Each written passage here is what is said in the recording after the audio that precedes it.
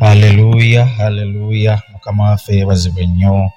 Abooluganda nate amanya n'eddoboozi yenze Reverend Martin Timothy Lubega owa Theos Divinus Outer Church wano mu Kitemu Kivu, Kampala, Uganda.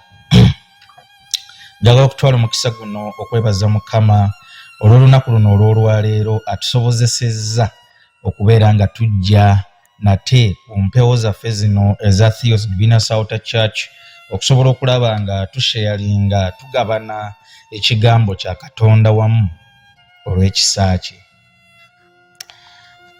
Kaseera kabadde kawanvuko nga tuludde okubeera nga tukuŋŋaanako wano ku mpewo eza Theos Divinus Outer Church, naye tukkiriza Mukama nti olw'ekisa kye ajja kutusobozesa okubeera nga tugenda mu maaso n'amasomo gano oba n'essomo lyaffe ery'oku mpewo oba erya online, Mukama nga bw'ali omulamu. Nga sinaba kubeera nga ntandika olwaleero, okusooka byonna njagala okutuusa okusaasira kwange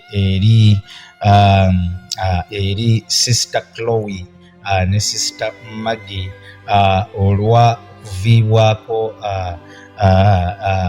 Daddy wa Chloe omuto oba muganda wa taata wa Chloe.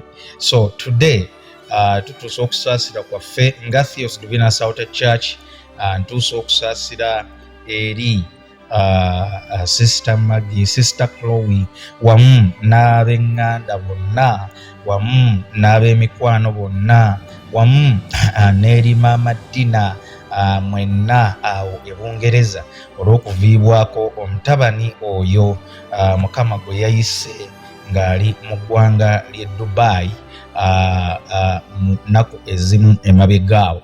Naye tukkiriza Mukama nga bw'ali omulamu nti abasobozesa era abayisa mu mbeera eno ne mu kadde kano ak'okugezesebwa olw'ekisa kye mu linnya lya Mukama waffe Yesu Kristo.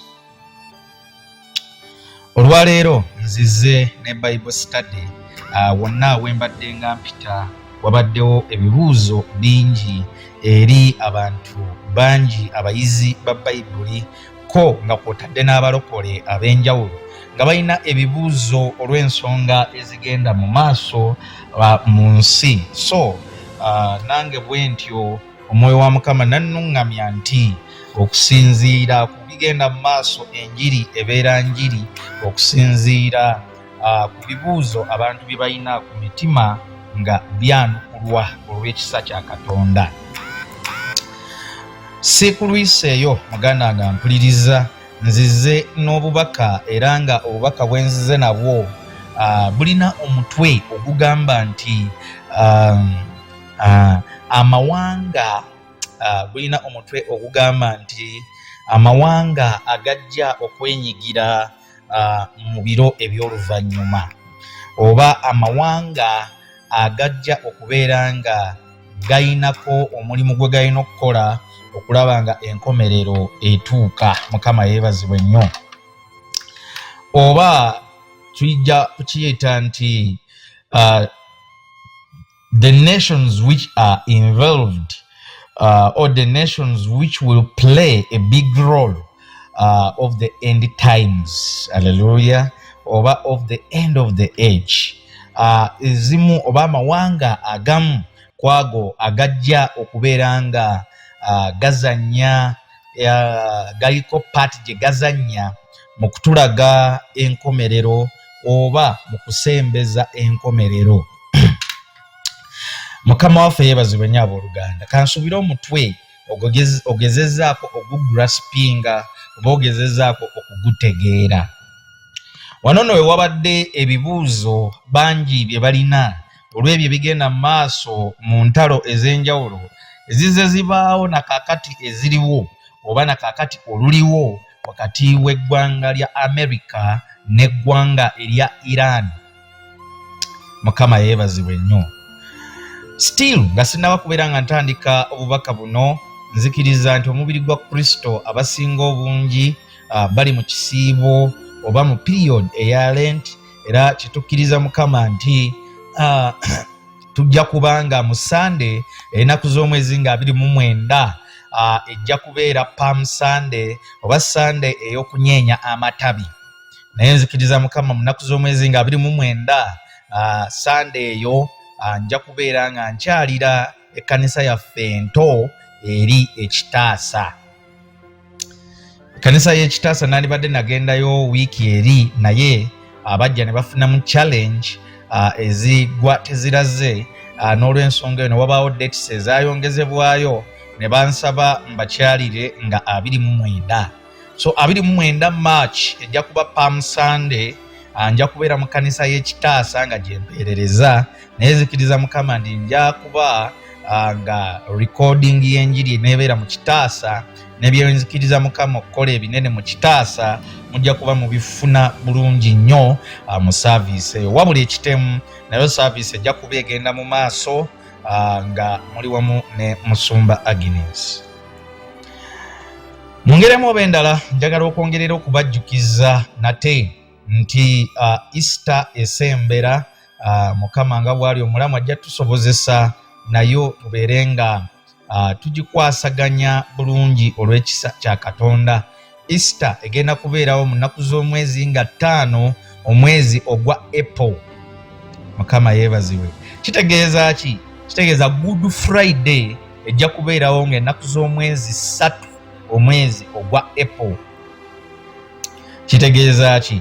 Tujja kubeera ne Good Friday service ku nnaku z'omwezi nga 3 omwezi ogwa April oba guyita omwezi ogwokuna.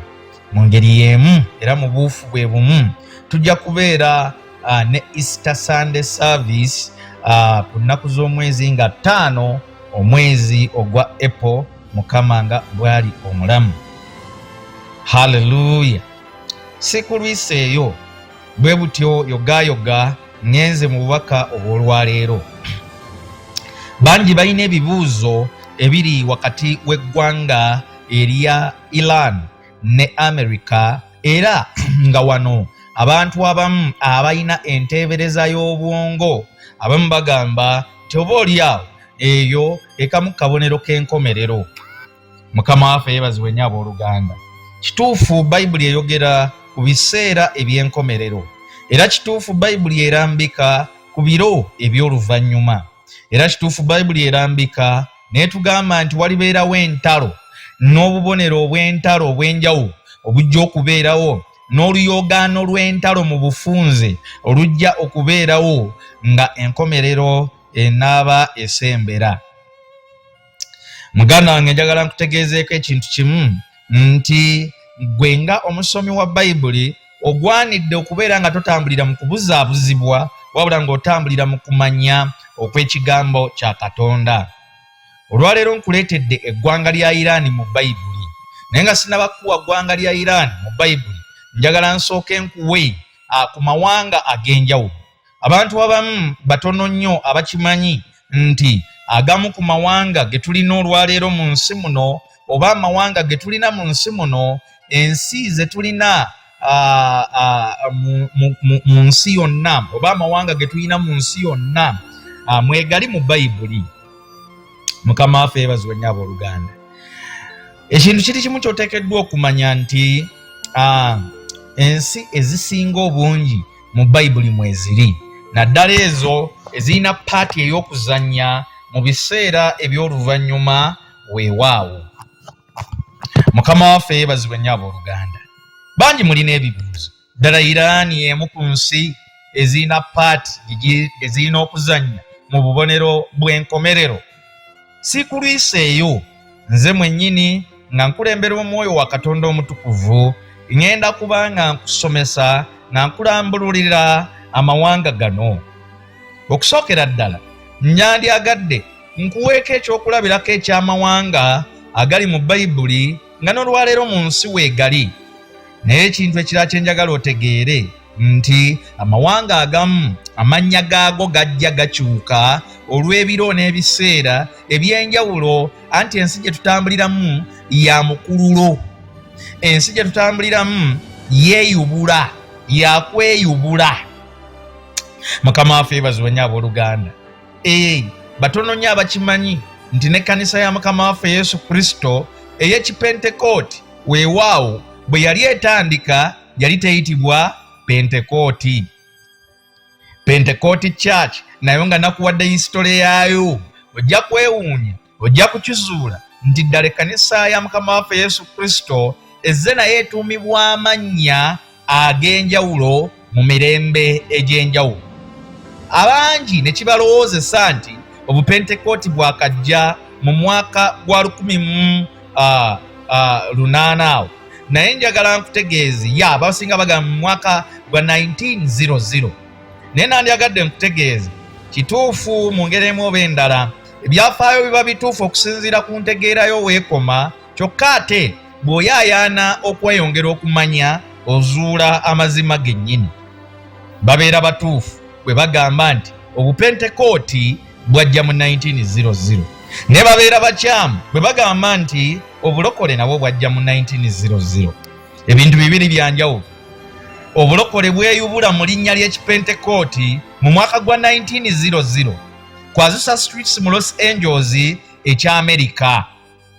Yali crusade ennene eyali ekulembeddwa omusajja yali ayitibwa William Seymour, era be bamu baakola crusade ennene ennyo mu Los Angeles ekibuga ekyo. Sekulwisa eyo amangu ddala awo njagala otegeere nti naye erinnya lyayubuka ku olwo oba lyalabika ku olwo erinnya ery'ekipentekooti. Naye abaali bategese crusade eyo obudde obwo era baali balokole, naye ate balina ekisinde ky'erinnya eryaliwo eddala. Muganda nga mpuliriza kitegeeza ki? Nti ensi gye tutambuliramu yakweyubula. Mukama waffe yeebazibwe nnyo abooluganda. Ensi yakweyubula. Bwe kityo n'amawanga agasinga obungi okusinziira mu byawandiikibwa geeyubula paka okubeera n'amannya ge galina olwaleero. Naye mulimu oba oliawo mu ngeri emu oba endala agataakyuka nnyo okugeza eggwanga lya Isirayiri. Mukama waffe yeebazibwe nnyo abooluganda. Eggwanga lya Isirayiri stroke eggwanga lya Palestine giyite Isirayiri. Mukama waffe yeebazibwe nnyo abooluganda. Isirayiri eyo gy'olaba bw'oba ogyetegereza eyina amannya mu Bayibuli nga Kanaani. Mukama waffe yeebazibwe nnyo. Kanaani, Isirayiri, Yuda oba Buyudaaya. Mukama waffe yeebazibwe nnyo abooluganda. Oba Samaliya oba Bufirisuuti. Mukama waffe yeebazibwe nnyo bagiyita Filisitiya, Gaza. Mukama waffe yeebazibwe nnyo abooluganda. Abagezaako okulaga Isirayiri ng'eggwanga amannya ag'enjawulo agazze gagibuutikira mu mirembe egy'enjawulo n'okusinziira ku balabe baayo abazze nga bagiwamba. Muganda nga mpuliriza, olwo nno mu Bayibuli tulinamu eggwanga eddala. Abasinga obungi mulina n'oluyimba lwe munyumirwa abalokole, oluyimba olugamba nti Babilooni, Babilooni kigudde. Balina engeri gye baluyimbamu awo nti ekibuga Babilooni kigudde mu kifulume. So ekibuga Babilooni kigudde mu kifulume. Babilooni eno olwaleero ly'eggwanga erya Iraaka, lirina amannya agazze galyeyubuliramu mu byafaayo. Mwe muli Mesopotamiya, mwe muli Babilooni, mwe muli Asiriya, mwe muli Shina, Uri oba Kaludizi. Mukama waffe yeebazibwe nnyo. Awo nno Babilooni n'eba Iraaka. Olwaleero waliwo amawanga mu Bayibuli agayogerwako nga Mowaabu, nga Amoni, Edomu. Eggwanga oba ekifo ekiyitibwa Jordan oba eggwanga eriyitibwa Jordan eryo mu byafaayo lirina amannya gano wammanga Mowaabu, mulimu Amoni, mulimu Edomu, mulimu Bashani. N'olw'ensonga eyo awo abo nabo ne baba bwe bati. Waliwo eggwanga eddala mu byafaayo ebya Bayibuli, eggwanga eriyitibwa Siriya. Olwaleero mu byafaayo bya Bayibuli nga bwe tulaba teryakyuka nnyo, ne waliwo kye tuyita Aramu oba Damasiko. Mmwe abasoma Bayibuli mujjukira bulungi omutume Pawulo nga tannaba kufuuka Pawulo gye yali aserengeta ng'agenda okukwata abayigirizwa ba Mukama waffe Yesu. Bwe yali aserengeta gye bayita e Damasiko. Mukama waffe yeebazibwe nnyo abooluganda. E Damasiko eyo nga yeewali Siriya oba giyite Obwasuuli olwaleero. Mukama waffe yeebazibwe nnyo abooluganda. Si ku luyisa eyo tulina gye bayita Lebanoni era okusinziira mu byawandiikibwa. 1 balina ebyafaayo bya linnya nga Phoenicia, Tyre oba Sidoni. Mwenna abasoma Bayibuli mwali mulabye ku mannya ago genjogedde. Tulina eggwanga eriyitibwa Saudi Arabia. Awo nno eryo nga lireze abaana battu bangi nnyo mu ggwanga Uganda abagendayo okukuba ekyeyo oba olyawo kiruyite okunoonya ensimbi. Eggwanga erya Saudi Arabia okusinziira mu Bayibuli lirina amannya ag'enjawulo. Lyayitibwanga Buwalabu oba Arabia, era lyayitibwanga Dedan, era ne liyitibwa Keda, ne liyitibwa Midiyaani. Mukama waffe yeebazibwe nnyo abooluganda. Mwenna abasoma Bayibuli mwaliwo at least mulabyeko ku mannya ago gendiyise Dedan oba Keda oba Midiyaani. Nga tuvudde awo waliwo eggwanga eriyitibwa Yemen olwaleero okusinziira mu byawandiikibwa lirina isitole y'erinnya Sheba. Nga tuvudde awo waliwo amawanga wano abamu bayinza okugamba ate aga Afrika nga mangi g'obuuse, aga Afrika nga mangi g'olese. Nja kusunirako katini nnyo ku ga Afrika. Afrika tuyina eggwanga eriyitibwa Egypti mu Bayibuli gye tuyita Misiri mu Luganda. Misiri teyakyuka nnyo, Mukama waffe yeebazibwe nnyo, naye nga erambululwa mu byawandiikibwa n'amannya agamu, ng'erisooka ye Misiri lyennyini. Misiri munyanyi bulungi, Misiri yawaali Falaawo eyo gye yasibira abaana ba Isirayiri n'abawamba. Eggwanga eryo erya Egypt. It is an African country emanyiddwa obulungi ennyo, ng'era ekibuga kyali ekikulu kiyitibwa Cairo.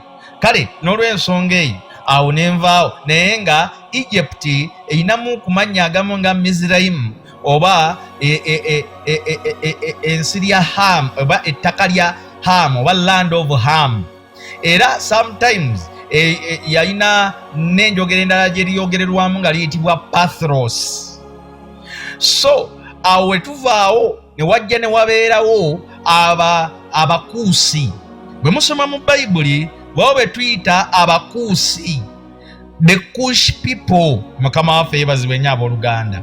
Abakuusi bano nabo bagatta era batabika amawanga abiri. Muno mwe muli Sudaani ne Ethiopia. Sudaani ne Ethiopia bwa abo origini yaabwe mu Bayibuli bayitibwa Abakushi oba the Kush people. Mukama waffe yeebazibwe nnyo abooluganda. Bano often kino kiba kitegeeza Nubian region eyo mu ngeri emu oba endala yennyonnyola Abakushi oba the Kush people, the Ethiopians and the Sudanese. Mukama waffe yeebazibwe nnyo abooluganda. Wano tulinawo ensi eyitibwa Libya mu ngeri emu oba endala eyo nayo eyina amannya agaze gagyeyubuliramu ng'erinnya Puuti n'erinnya eddala Puuti, naye nga nalyo liyina spelling ya njawulo. Waliwo Puuti P-U-T ne Puuti P-H-U-T. Libya eno specifically ye region y'Abasiriene. Mu Bayibuli mulimu be tuyita Abasireni.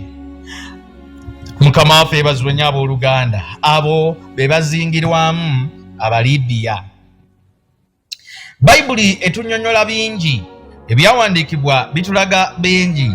Wano mu Europe ne mu Asia Minor tuyinamu amawanga nga Turkey lino mu Bayibuli mulimanyi nnyo, ligina nnyo omulimu munene nnyo naddala mu biseera by'ebikolwa by'abatume. Turkey mwe muli gye tuyita Asia Minor, mwe muli Galatia, mwe muli Cappadocia, mwe muli Pamphylia, mwe muli Cilicia, mwe muli Pontasi, mwe muli Phrygia, mwe muli Bithynia, mwe muli Byzantium.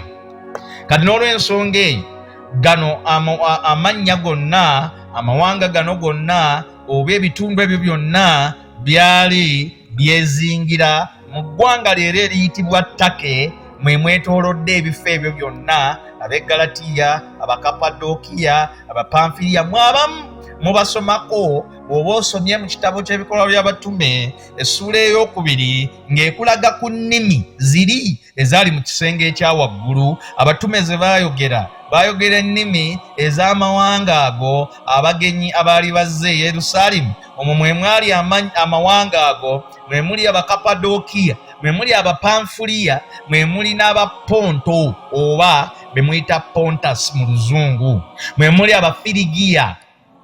Mukama waffe yeebazibwe nnyo abooluganda. So n'olw'ensonga abo bonna bazingirwa leero mu ggwanga limu eriyitibwa Turkey.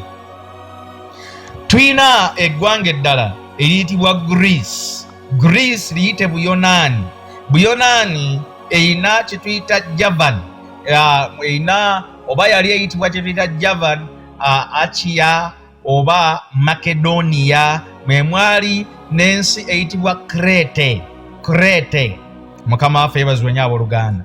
Gano gonna ge mannya mu Bayibuli: Crete, Makedonia, Achaia, Javan. Leero ago gonna gazingibwa mu kye tuyise Greece oba Buyonaani. Mu byawandiikibwa mwe muli n'eggwanga erya Italy. Italy edda yayina amannya gano wammanga. Yayina erinnya Italia, mwe mwali n'erinnya Rome oba Roma. So n'olw'ensonga eno Roma, Italia, abo bonna bezingira mu ggwanga lino eriyitibwa Italy. Newankubadde ng'emirembe we gijja gitambula, wabaawo okweyubula n'okwetongola nga Roma bwe yeetongodde, naye nga yenna agwa mu ttundutundu edda eryayitibwa nga Italia. Rome today ye Italy, wonna Italy. Mukama waffe yeebazibwe nnyo abooluganda. Nga sikulwisizza tuyina gye tuyita Spain. Eggwanga erya Spain mu byawandiiko tusobolera Tashish. Mukama waffe yeebazibwe nnyo abooluganda. So n'olw'ensonga eyo awo ne tuvaawo tuyina Turkey. Turkey oyo ebiseera bingi ayogerwako mu ngeri nnyingi nnyo, naye nga byonna ngezezzaako okubuulirako ku mawanga ago. So today njagala kwogera ku ggwanga lye mbadde sinnakoonerako, eggwanga erya Iraani. Eggwanga erya Iraani bwe tulaba edda amannya ge yajja yayitibwako Eram, neyitibwako Shushan oba Susa, neyitibwako Media, neyitibwako Persia oba abangi gye muyita Buperusi. Mukama waffe yeebazibwe nnyo abooluganda. Abangi gye muyita Buperusi. Kati olwaleero njagala kukulambululira okusinziira mu byawandiikibwa Iraani. Mukama waffe yeebazibwe nnyo abooluganda. Iraani oba Persia giyite Buperusi oba Media oba giyite Bumedi oba Eram oba Shushan oba giyite Susani oba giyite Susa oba giyite Susana oba Susani mu Luganda, naye mu bufunze eno ye Buperusi. Abalokole bangi mutegeera nnyo Buperusi kubanga bwe muba musaba essaala mumenya abalangira ab'e Buperusi abo abalemesa Danyeri okubeera nga afuna ansa ze yali ayagala okufuna mu budde. Olwaleero mutera okusaba essaala ezikutula abalangira ab'omu bbanga ab'ebuperuusi. Kituufu Bayibuli eboogerako emyoyo egy'omu bbanga egyali gifuga mu kitundu Danyeri gye yali abalangira ab'ebuperuusi. Naye nandyagadde nkutegeezeeko bino wammanga nga oba oli awo nga tobuzaabuziddwa. Mu ndagaano empya tulina ensaba gye tuteekeddwa okusabamu n'engeri gye tuwangulamu emyoyo emibi mu linnya lya Mukama waffe Yesu Kristo. Amasomo mangi agali awo nno ageetooloolera ku nsaba eyo, naye mangi nnyo sijja gasiinyaako yadde ogatakulako ennyo kubanga gayinza okukulekamu ebibuuzo n'osigala nga totegedde. Okutwaliza awamu katweyongereyo. Gwe kyosobola okukola kiri kimu kufollowinga Reverend Martin Timothy Lubega oba Theos Divinas Outer Church ku platform za YouTube n'ofuna amasomo agasingawo. Muganda nga mpuliriza, waliwo obunnabbi bwa Bayibuli obwogerwako ku ggwanga lya Iran. Ekibuuzo abasinga kye muyina ddala erina mulimu ki mu byafaayo era mu bunnabbi obwa Bayibuli erina mulimu ki? Waliwo obunnabbi bungi nnyo obwa Bayibuli obw'ebiseera eby'oluvannyuma ekyamazima obwogera ku Iran oba giyite Buperuusi. Mukama waffe yeebazibwe nnyo abooluganda. Persia oba Iran oba Elam mu Bayibuli. Erinnya Elam oyinza okwebuuza wa gye liva. Abasinga obungi temukifangako ku linnya Elam wa gye liva. Eno bagiyita Bible study. Ekigiyisa Bible study tubeera tusoma Bayibuli, tubeera tuli mu kuyiga Bayibuli, era ebeera nga discipleship class ya kuyiga Bayibuli. Kyova olaba wano sibuulira nga musumba ayimiridde ku kituuti agamba nti leero kitwale kiikyo kinone kikime ekyewanula kiikyo kibake. Muganda nga mpuliriza wano mu Bible study tubeera mu deep message and deep content of the Bible. N'olw'ensonga eno kyova olaba njagala nkusoosootolere eggwanga lya Iran nga sinnakubuulira ddala obunnabbi bwayo Iran mu Bayibuli buli luddawa ddala kiki kyerina okukola mu biseera eby'oluvannyuma nga Iran okulabanga ng'etubeerera akabonero oba oliawo ak'enkomerero. Kankulage bino ebyawandikibwa kye byogera.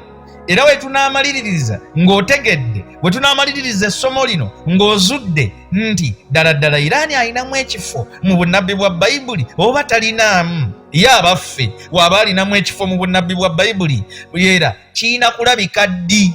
Bino bye biro bye tulimu oba bikyabula? Mukama waffe yeebazibwe nnyo abooluganda. Ansa ojja kugifuna mpola mpola.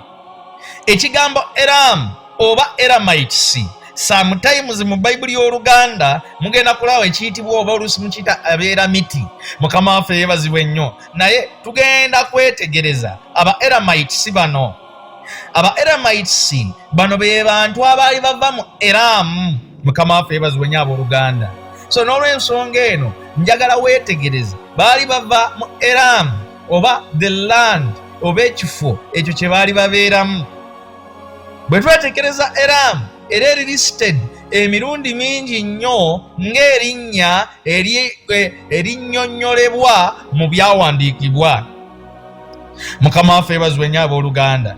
So n'olw'ensonga eyo bwe twetegereza nnyo aba Elamites ng'okusooka kwa byonna nandyagadde tubikkuleko mu kitabo ekya by'omumirembe ekisooka. Ebyomumirembe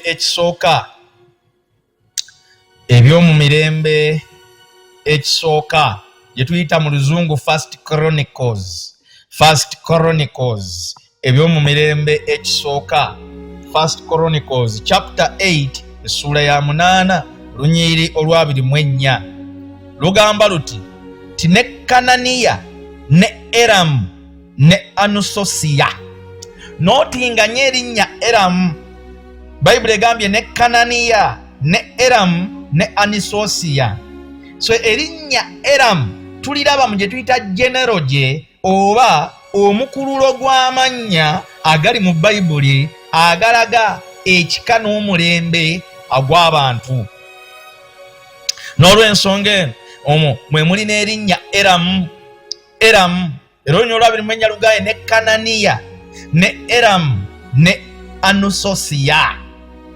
Bwe tuvaako awo mu ssuula eyo yennyini ey'omunaana mu kitabo ekyo kyennyini eky'ebyomumirembe essuula ya 26 buukawo genda ku ssuula eya 26 olunyiriri lwa 3 lugamba luti Eramu owookutaano, Yekonaani ow'omukaaga, Eriwenayi ow'omusanvu. Nooti nga nnyo erinnya Eramu mu lunyiriri olwokusatu, Eramu owookutaano. Siikulwise njagala nsooke nkulaga erinnya Eramu we liva still mu Ezera, mu kitabo kya Ezera essuula ey'okubiri. Ezera essuula ey'okubiri. Genda mu Bibiliya yo oba mu Bayibuli yo bw'ova mu First and Second Chronicles oddako Ezera. Ezera essuula ya 2 mu luzungu Ezra. Ezra chapter 2 verse 7 oba Ezera essuula ya 2 olunyiriri olw'omusanvu lugamba bwe luti abaana ba Eramu 1,254. Eramu wuuyo azzeemu okulabika. Eramu ngambira akulira nti Eramu mukama waffe yeebazibwe nnyo abooluganda. Eramu tuddamu omulaba mu Ezra chapter 2 verse 7 nti abaana ba Eramu 1,254. Ne tuvaawo awo ne tweyongerayo mu lunyiriri olwa 31 mu ssuula eyo yennyini eya Ezera essuula ey'okubiri olunyiriri katugenze ku lwa 31 lwogera luti lugamba abaana ba Eramu omulala 1,254. Mukama waffe yeebazibwe nnyo abooluganda. Abaana ba Eramu tweyongerayo mu Eramu essuula mu First Chronicles chapter 8 verse 31 Bayibuli bweti bwegamba mu ssuula ey'omunaana Ezra chapter 8 Ezra chapter 8 Ezra essuula ey'omunaana olunyiriri olwa 31 lwogera luti Ezra essuula ey'omunaana olunyiriri olwa 31 lwogera luti lugamba awo ne tuvaayo ku mugga. Bayibuli egamba awo ne tuvaayo ku mugga akava ku lunaku olw'ekkumi n'ebiri olw'omwezi ogw'olubereberye okugenda e Yerusaalemi, n'omukono gwa Katonda waffe gwali kuffe n'atuwonya mu mukono gw'omulabe n'omutezi mu kkubo. Mukama waffe yeebazibwe nnyo abooluganda. This is what the Bible says in English. Then we departed from the river Ahava on the 12th day of the first month to go to Jerusalem. The hand of our God was on us, and he delivered us from the hand of the enemy and from the ambushes by the way. Njagala ogende mu ssuula ey'ekkumi olunyiriri olwa 28 wano nankyayogezaako okujjirayo mentions ezikoona ku bantu bano abayitibwa Abayiraani oba aba Eramu oba Abaperusi. Mu Ezra essuula ey'ekkumi olunyiriri olwa 26 lugamba luti Ezra essuula ey'ekkumi olunyiriri olwa 26 lugamba ne ku batabani ba Eramu Mataniya, Zekariya ne Yekyeri ne Abudi ne Yeremusi ne Eriya. Mukama waffe yeebazibwe nnyo abooluganda. Nkaddamu Bayibuli egamba ne ku batabani ba Eramu Mataniya, Zekariya ne Yekyeri ne Abudini ne Yeremusi ne Eriya. Awo nenvaawo ntukyakulaga bulazi scripture ezikoona ku Eramu. Genda osome mu Nehemiah chapter 7 Nehemiah chapter 7 muyite Nekemiya mu Luganda. Nekemiya essuula ey'omusanvu. Nekemiya essuula ey'omusanvu olunyiriri olwa 34 olwasatu mu ennya lugamba bwe luti Nekemiya essula y'omusanvu olunywa olwasatu mu ennya luuluno lugamba abaana ba Eramu owookubiri 1,254 abaana ba Eramu owookubiri 1,254 nkulaga eggwanga lya Irani gye liva tulyoke tulabe obunnabbi bwalyo weetegereze. Nehemiya essula ey'ekkumi olunywa olw'ekkuminennya kati gye tugenze. Nekemiya essula ey'ekkumi olunywa olw'ekkuminennya lugamba abakulu b'abantu Palos ne Pakasumowabu ne Eramu ne Zatu ne Baani. Eramu wuyo mwali lugambye abakulu b'abantu asooka Polos ne Pakasumuwabu yowookubiri ne Eramu yowookusatu ne Zatu ne Baani. Mukama yeebazibwe nga abooluganda. Sikulwiseeyo tugende mu Nekemiya essula ya 12. Nekemiya essula ya 12 olunywa olw'ana mu ebbiri. Nekemiya essula ya 12 olunywa olw'ana mu ebbiri lugamba ne Maseya ne Semaya ne Ereyazari ne Uzi ne Yekonani ne Malukiya ne Eramu ne Ezera abayimbi ne bayimba n'eddoboozi ddene. Yezulakiya nga ye mukulu waabwe. Njagala gosokonotingewo erinnya limu Eramu buli wenkusomera. Tuddamu mu Nehemiah chapter 12 verse 42. This is what the English version says. And Maseya, Shemaya, Eliza, Uzi, Jehohanan, Malichijah, Elam, and Ezra. And the singers sang with Jezariah as their leader. Ey'oluganda weekugambidde nti ne Maseya ne Semaya ne Ereyazari ne Uzi ne Yekonani ne Malukiya ne Eramu ne Ezera abayimbi ne bayimba n'eddoboozi ddene. Yezekuliya nga ye mukulu waabwe. Yezulakiya nga ye mukulu waabwe. Amannya gali muno naye simanyi lwaki abantu baana be muzaala temubawa ku mannya gano. Mukama yeebazibwe nnyo abooluganda, gaago mannya gali bibiri. In Genesis oba mu lubereberye essula ey'ekkumi, sikulwiseeyo, mu lubereberye essula ey'ekkumi njala tubikkuleyo. Olubereberye essula ey'ekkumi olunywa olw'22 lugamba eruti abaana ba Seemu. Buliriza bulungi. Abaana ba Seemu mwe muli ono, wulira: Eramu ne Asuli ne Alupakusadi ne Ludi ne Aramu. Mbaddamu. Abaana ba Seemu, Eramu ne Asuli ne Alupakusadi ne Ludi ne Aramu. Mu Genesis essula y'e12 Alamu ali listed, ateekebwamu ng'omu ku baana ba Shemu. Mukama waffe yeebazibwe nnyo abooluganda. Mu Luzungu bamuyita Shemu oba Seemu. Mukama waffe yeebazibwe nnyo abooluganda. Jjukira, Shemu oba Seemu yali mutabani wa Nuuwa. Shemu yali mutabani wa Nuuwa. Kati kitegeeza ki? Eramu bw'abeera listed, bw'ateekebwa mu byawandiikibwa nga mutabani wa Shemu oba Seemu mu Luganda. Manyi Oluganda lubyatula bulala.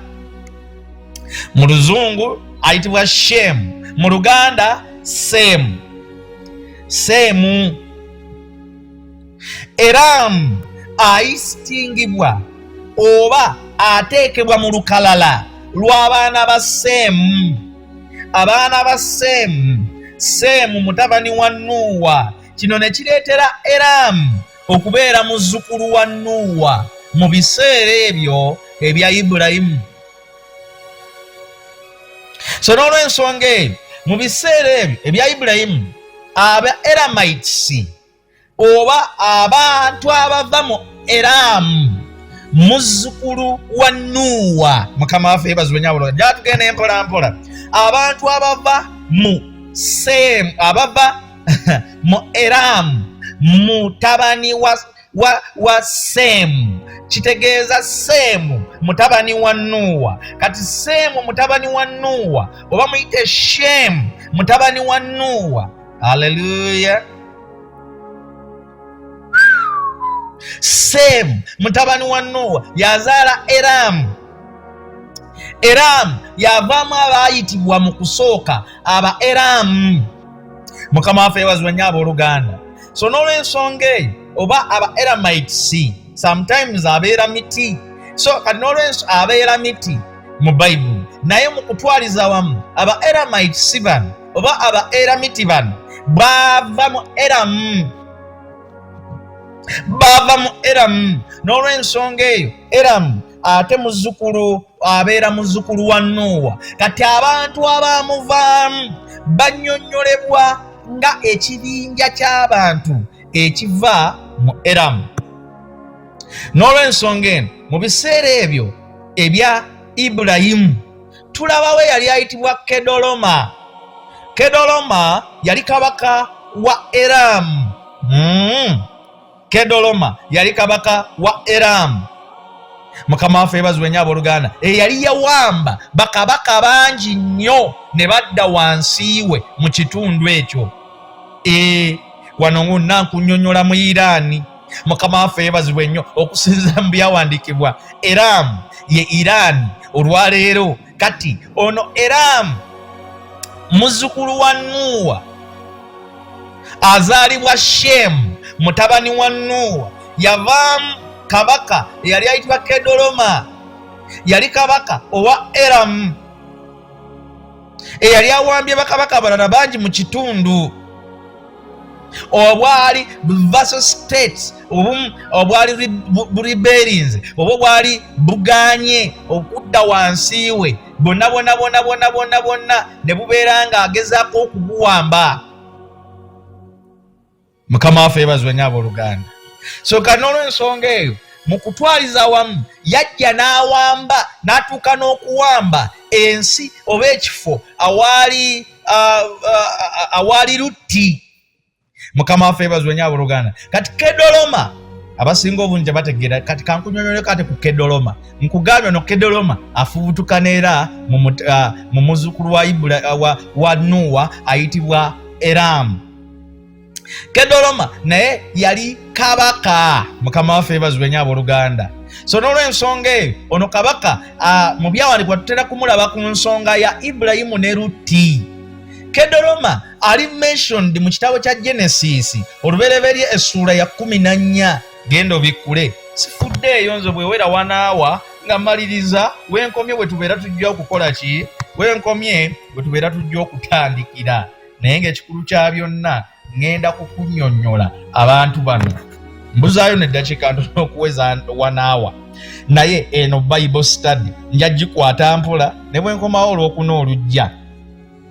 Kedoloma yali kabaka. Mukama waffe yeebazibwe nnyo abooluganda. He was a king eyali agezaako okubeera nga tumulaba mu byawandiikibwa mu nsonga za Ibulayimu ne Lutti. Kedoloma annyonnyolwako mu Genesis chapter 14 verse 9. Genesis chapter 14 verse 9. 9 egamba bweti nti okulwana ne Kedolawomeeri mu Luganda bamuyita Kedolawomeeri. Okulwana ne Kedolawomeeri kabaka wa Eramu. Notinga Eramu.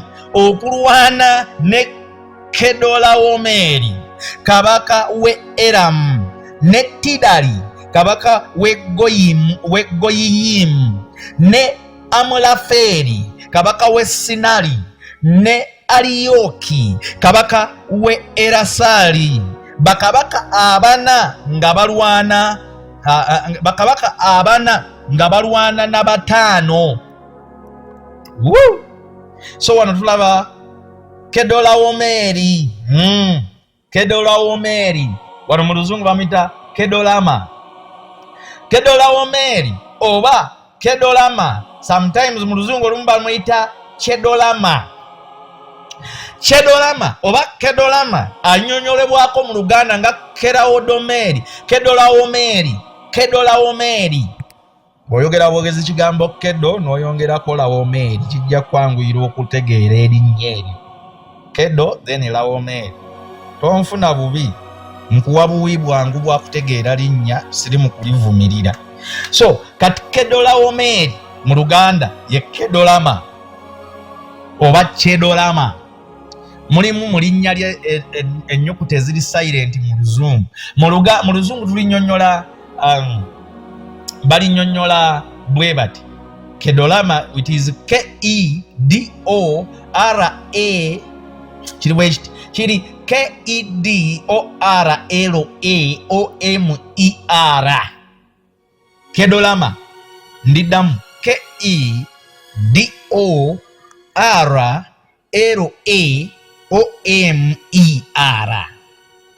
Kedolama. Sometimes ne linnyonnyolwa Chedolama. Chedolama nga liwandiikibwa CHEDORLAOMER. Chedolama. Erinnya eryo liri mentioned oba linnyonnyolwa mu kitabo kya Genesis oba olubereberye essuula ey'e14 olunyiriri olw'omwenda nga kabaka wa Eramu. So n'olw'ensonga eno ono kabaka wa Elamu kyali kifo ekijjudde kye tuyita civilization oba ekyalimu abantu ababangufu era abayigirize mu region eyo olwaleero eyitibwa Iraani. Mukama waffe yeebazibwe nnyo abooluganda. So Elamu era yali eyitibwa Suziana mu biseera by'edda, yayitibwako Elamu n'eyitibwa Suziana, era erinnya nalyo eriri associated ne capital ya Susa. So location y'olubiri olwa kabaka Uzarias, mwabamu gwe mumanyi obulungi mu Bayibuli, kabaka Uzarias, ekifo we yali awali olubiri lwe. Mukama waffe yeebazibwe nnyo abooluganda, wali wayitibwa Susa. Era later ono n'abeera king ow'ekifo kyekimu ekyo Uzarias. Bw'oba ogereze mu kitabo kya Esther giyite Eseza, gendawoko Esther, tuli mu deep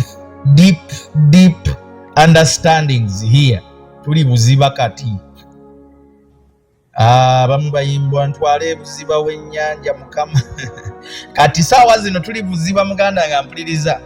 Esther oba Eseza, ekitabo kya Eseza essuula esooka olunya olwokubiri gwalina oluzungu Esther chapter 1 verse 2. Verse 2 egamba awo ku mirembe egyo kabaka Akaswero bwe yatuula ku ntebe y'obwakabaka bwe eyali mu lubiri lw'e Susaani. Eyali mu lubiri lw'e Susaani. Kati nkugambye Elamu kyali kifo ky'abantu ababugumyeko era abali civilized era abayivu era ababangule. Edda mu biseera ebyo kyali kifo ky'abantu ababangule, era mu mbeera mu region eyo olwaleero oba mu katundu ako olwaleero akayitibwa eggwanga lya Iraani. So kati Elamu yali ayitibwa neera Suziana.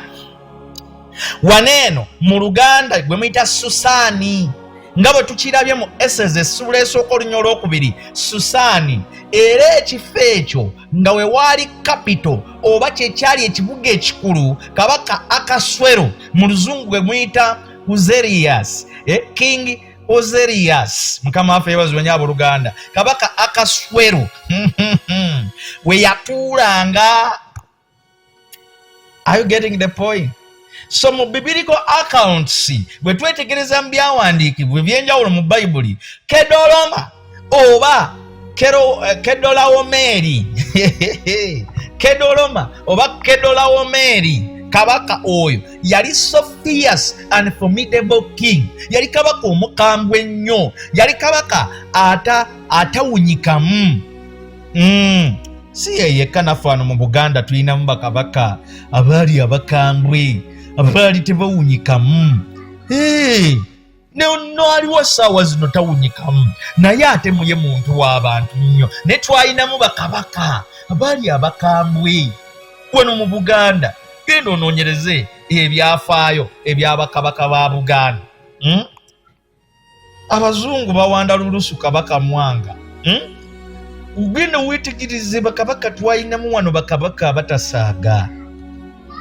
Mukama waffe yeebazibwe nnyo abooluganda. Kati Kedolawomeri oba Kedoloma yali fierce king omuzibu ennyo. Mukama waffe yeebazibwe nnyo abooluganda. Naye ate yali mu ngeri emu oba endala nga wamutawaana mu kukola enkwezigazi obwakabaka bwe. Yali akoze alliance oba kiyite enkolagana n'obubiinabiina obwabakabaka abalala abato. Obwabakabaka abato abalala. Bw'oba ogenze n'osoma mu kitabo kya Genesis chapter 14, genda mu Genesis chapter 14 olubereberye essuula ya 14. Nkugireyo bulungi kyenjagala okunyonyola wano. Olubereberye essuula ya 14 olunyiriri olusooka paka ku lwokusatu lugamba bwe luti, awo mu mirembe gya Amulafeeri kabaka wa Sinali, Aliyoki kabaka wa Erasali, Kedolawomeri si oyo Kedolawomeri kabaka we Eramu, ne Jatidali kabaka we Goyiyimu. Ne balwana ne babeera ne balwana ne Beera kabaka we Sodoma, ne Birusa kabaka we Gomora, Sinabu kabaka we Aduma, ne Semeberi kabaka we Zoboyiyimu, ne kabaka we Bera ye Zowaali. Owulidde alliance yaabwe, owulidde alliance yaabwe, enkolagana yaabwe. Oyo kabaka Kedolawomeri yayina alliance, yayina bakabaka abalala byakwataganako nabo. Lwolunyinyi lugambye nti awo mu mirembe gya Amulafeeri kabaka we Sinali, Aliyoki kabaka wa Erasali, Kedolawomeri. Wulira bakabaka bano be yayina abaana b'enkugambye. Awo mu mirembe gya Amulafeeri kabaka we Sinali oyo omu, Aliyoki kabaka wa Erasali, abo babiri. Kati naye yennyini Kedolawomeri kabaka we Eramu, abo basatu. Ne Jatidali kabaka we Goyiyimu, abo bana. Kati ekyembadde gamba nti mu biblical alliances, mu Bayibuli oba mu biblical accounts, mu byawandiikibwa ebitula mu Bayibuli, kabaka ono Kedolawomeri yali w'amaanyi mukko ku bakabaka abamu abalala, era abasinga baali baweereza ye. Era mu biblical accounts wano tulaba nti ono yali kabaka wa mutawaana nnyo, era bw'oba weetegereza yali mukulembeze nabaki. Bw'ogenda mu lunyinyi olwokuna lukugamba nti in fact kankudiremu okuva ku lunyinyi olusooka paka ku lwokuna ogoberere kyeggamba.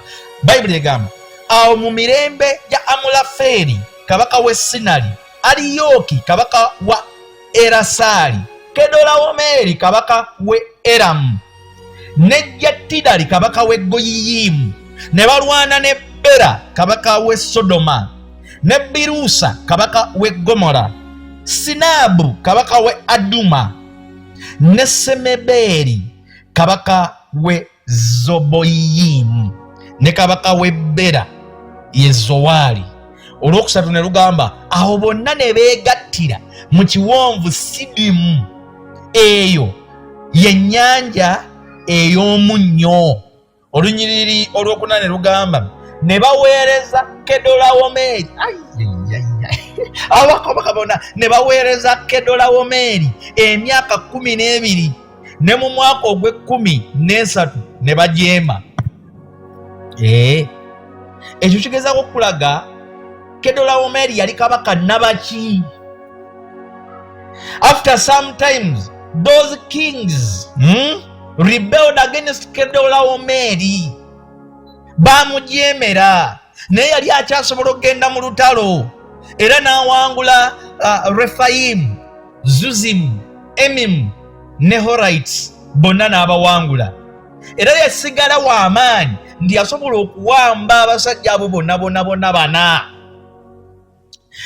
era yawamba abantu bonna abaali babeera mu kifo ekyo oba mu nsi eyo ey'ebiseera eby'emaaso ey'Abameriki abayitibwa the Amalekites. Mukama waffe yeebazibwe nnyo abooluganda. Aba Amalekites n'Abamoli, Mukama waffe yeebazibwe nnyo abooluganda. Lwaki? Bino tubiraba mu Lunyiro lw'omukaaga n'olw'omusanvu. Era Bayibuli ekugamba ng'oba ovudde wali ku Lwokutaano lugamba ti ne mu mwaka ogw'14 Kedolawomeeri n'ajja ne bakabaka abaali awamu naye ne bakubira Abaleefa mu Asterosikalumayimu n'Abazuuzi mu Kaamu n'Abemi mu Savekiriyasasiyimu. Olw'omukaaga ne lugamba n'Abakooli mu lusozi lwabwe Seyiri ne babagoba okutuusa Erupalaani ekiri okumpi n'eddungu.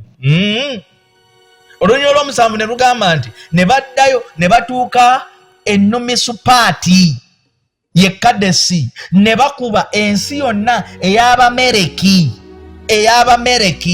era n'ey'Abamooli abaatuula mu Kazazonutamaali.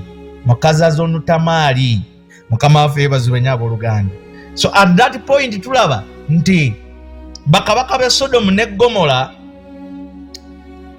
few of them oba few other regional kings bonna baavaayo okulwanyisa Kedolawomeeri n'enkolagana ya Kedolawomeeri mu Lunyiro lw'Omwenda. Era olw'Omwenda lugamba nti okulwana ne Kedolawomeeri kabaka wa Eramu ne Tidali kabaka w'e Goyiyimu ne Amulafeeri kabaka w'e Sinali ne Aliyoki kabaka w'e Erasaali, bakabaka abana nga balwana n'abataano. Mukama waffe yeebazibwe nnyo abooluganda. Wano wonna nkusiigira kifaananyi ku Eramu yaani? Eramu n'abaana be baani leero? Kugambye dda oba nakutegeezeza dda nti Eramu y'eggwanga lya Iran. Kuva dda basajja balwanyi mu byawandiikibwa, kuva dda they are fighters. Mukama waffe yeebazibwe nnyo abooluganda. Basajja balwanyi bagugulanyi, okusinziira mu byawandiikibwa bagugulanyi, tebatandise leero. Mukama waffe yeebazibwe nnyo abooluganda. So kati bwe weetegereza obulungi ennyo ebyawandiikibwa, bano bonna bakabaka abana b'enkula ze bagezaako okulwana ne Kedolawomeeri ne bakabaka be abalala abana naye wakutaano bagezaako okukuba ejjeeri. Mukama waffe yeebazibwe nnyo abooluganda. Haleluya. Ne bwe twetegereza obulungi byonna ebyagenda mu maaso, bw'ogenda n'osoma Olunyiro olw'10 awo wennyini we tulijjukira, tuli mu lubereberye essula ya 14. Kati bw'ogenda mu Lunyiro olw'10 lugamba era ekiwonvu Sidimu kyali kijjudde obunnya obw'ebitosi, ne bakabaka w'e Sodoma ne Gomora ne badduka ne bagwa omwo, n'abo abaasigalawo ne baddukira ku lusozi. Kedolawomeeri teyali mwangu. Olw'12 lukumalirayo ne lugamba nti ne banyaga Lutti, omwana wa muganda wa Ibulayimu. Ne banyaga Lutti, omwana wa muganda wa Ibulayimu eyatuulanga mu Sodoma n'ebintu bye ne bagenda. Lutti baamuwamba Kedolawomeeri yali tasaaga. Bible eri very clearly kulaga abaamuleetako akasagali bonna yabakuba. Bwe yabakuba n'awambiramu ne lutti. Oluyise lukyali luto. Yawambiramu lutti. Ye Eram, ye mu Iran, ye kabaka wa Iran, oba giyite Eram mu biseera ebyedda ebya Bayibuli. Mukama waffe yeebazibwe nnyo abooluganda. Ayitibwa Kedolawomeeri. Hallelujah. Kedolawomeeri. So bwe twetegereza obulungi, laba bwawambiramu relative wa Ibulayimu. Jjukira omuntu yenna alina Katonda takwatwako. Weegenderezenga nnyo okulwanyisa omuntu alina Katonda. Omuntu alina Katonda tosobola kumuwangula. Buli Katonda wakebera ennono ze engeri gy'atambuzaamu obulamu bwe, omuntu oyo engeri gy'atambuzaamu obulamu bwe, omuntu bw'aba alina Katonda ng'atambulira mu nnono ez'obwakatonda, tomulumbanga nnyo. Oyinza okufuna obuzibu nga totegedde. Kedolawomeeri bali bonna yabayisa bubi, bali bonna yabakuba, bali bonna nekyo ekyaliwo wakati we ne Ibulayimu ng'awambye omuntu wa Ibulayimu Lutti. Bwe yawamba Lutti kye kyaddirira. Kuba Olunyolo 12 lugambye nti ne banyaga Lutti omwana wa muganda wa Ibulayimu. Nephew, Abrahamu's nephew, omwana wa muganda wa Ibulayimu. Omwana wa muganda wa Ibulayimu ne bamuwamba n'ebyobugagga bye byonna. Lutti ne bamuwamba ne bamutwala n'ebyobugagga bye byonna.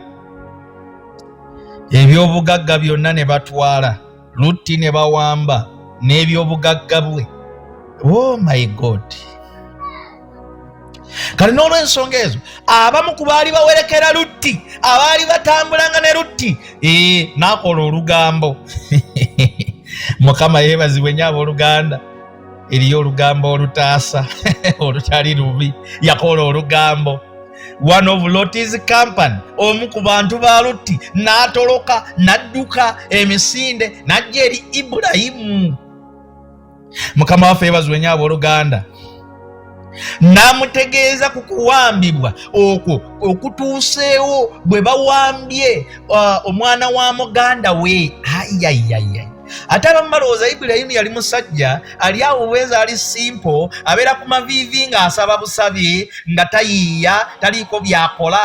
No, abalokola abamu kino mukitegeere, okusaba kirungi.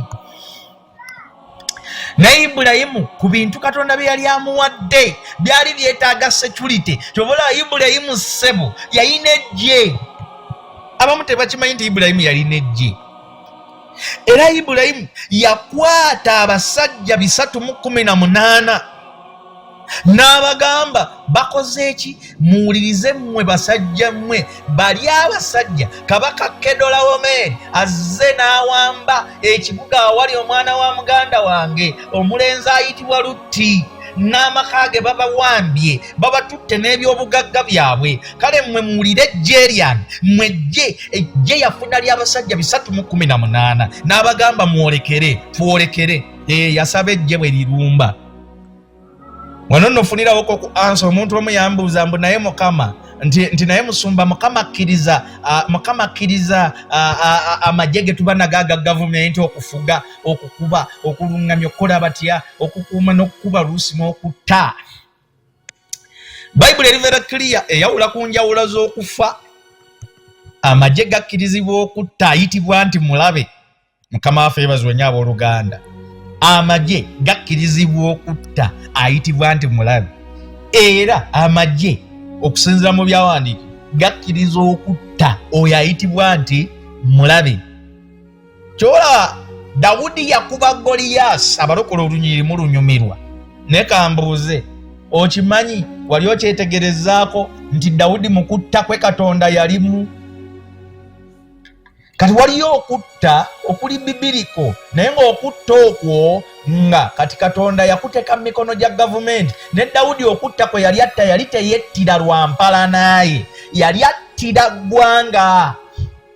Era okusoomooza Goliyaasi kwe yaleeta kwali kusoomooza towards a nation, not just an individual as David, but towards a nation. Era yagamba nti mu Isirayiri yonna mulimu omunnamagye ananneŋŋanga, ab'amagye bonna baatya, naye Dawudi ye yavaayo n'ayimirirawo nga munnamagye anaamweŋŋanga.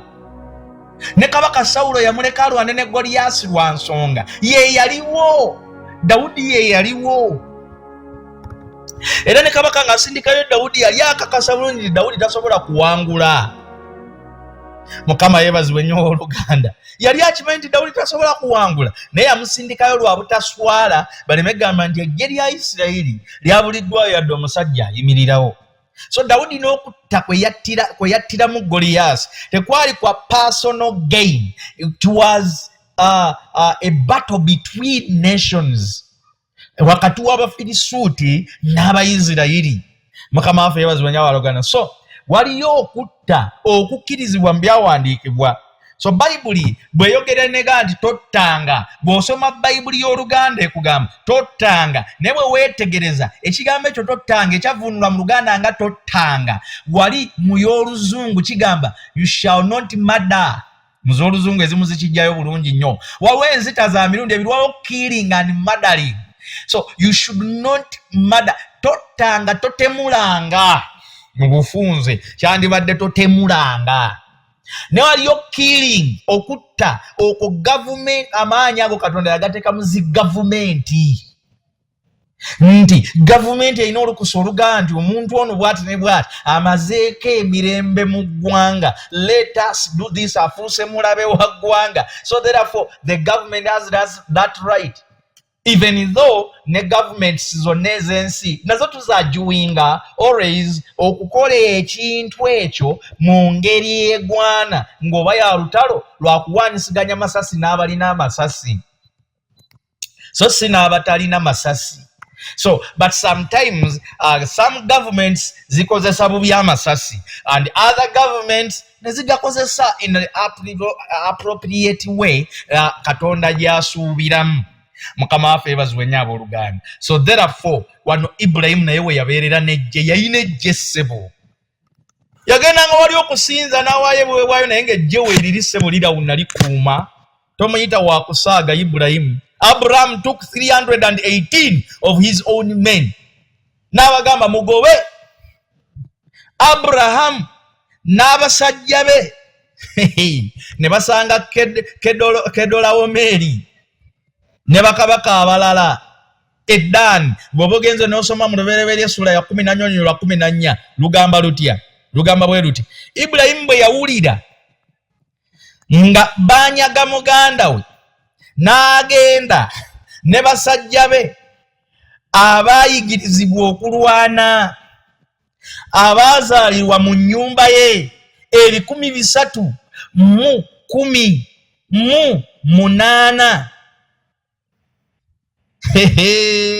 ne babagoberera okutuusa ku Ddaani. Mukama waffe yeebazibwe nnyo Abooluganda. Ne babagoberera okutuuka ku Ddaani.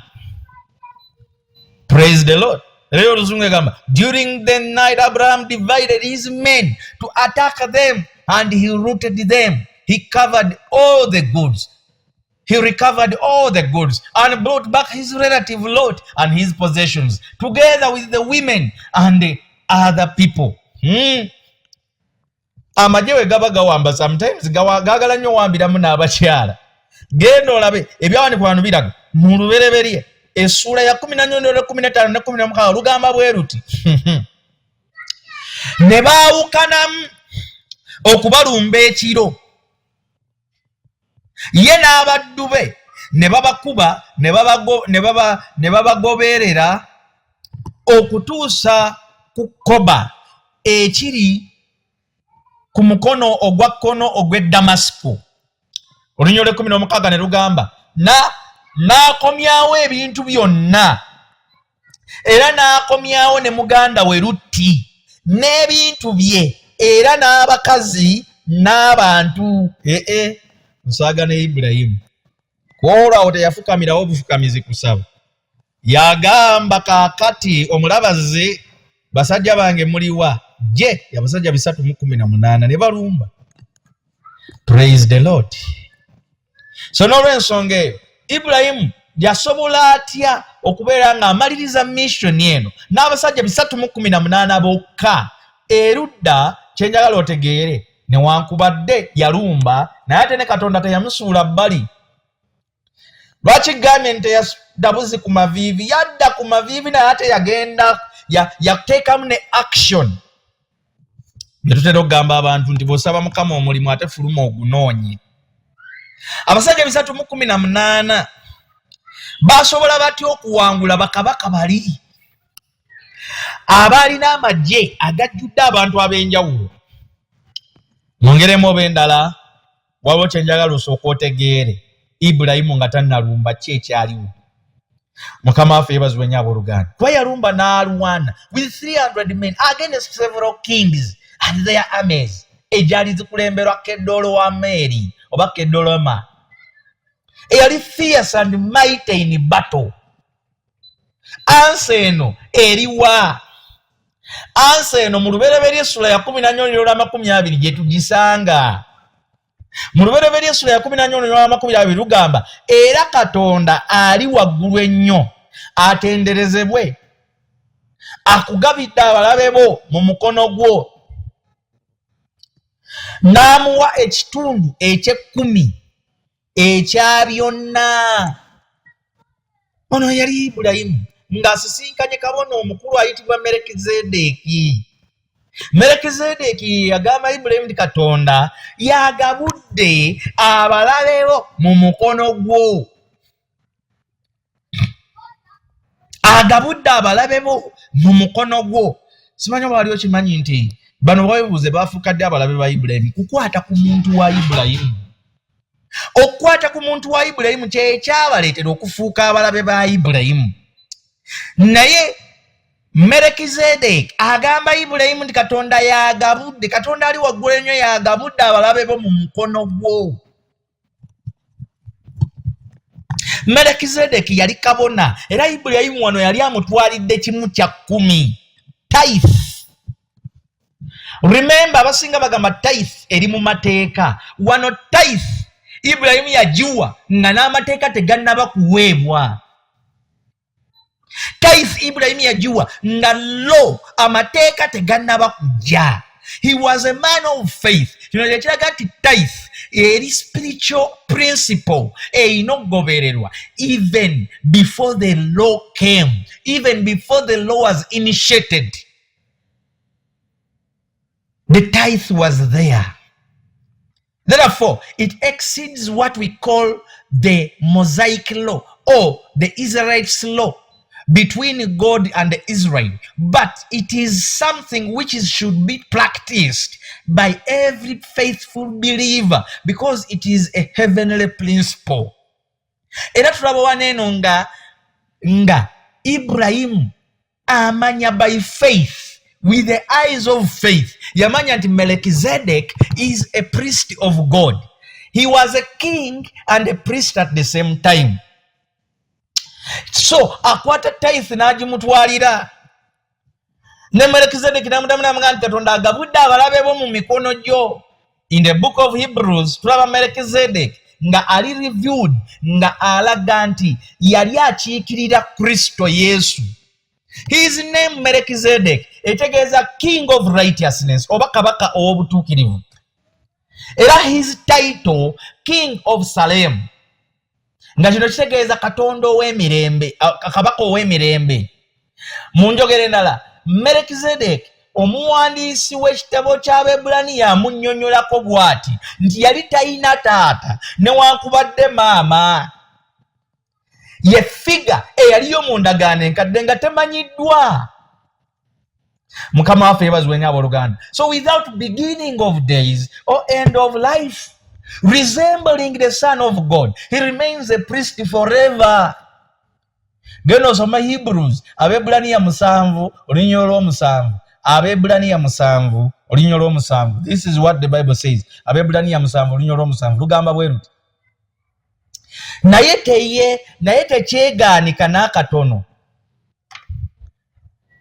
Abebbulaniya Essula ya 7 olunyiriri lwa 3 wamma lwa 3 lugamba atali na kitaawe atali na nnyina atali na bajjajjaabe atali na lunaku lwe yasookerako newankubadde enkomerero y'obulamu naye eyafaananyizibwa omwana wa Katonda abeera kabona ow'olubeerera ennaku zonna.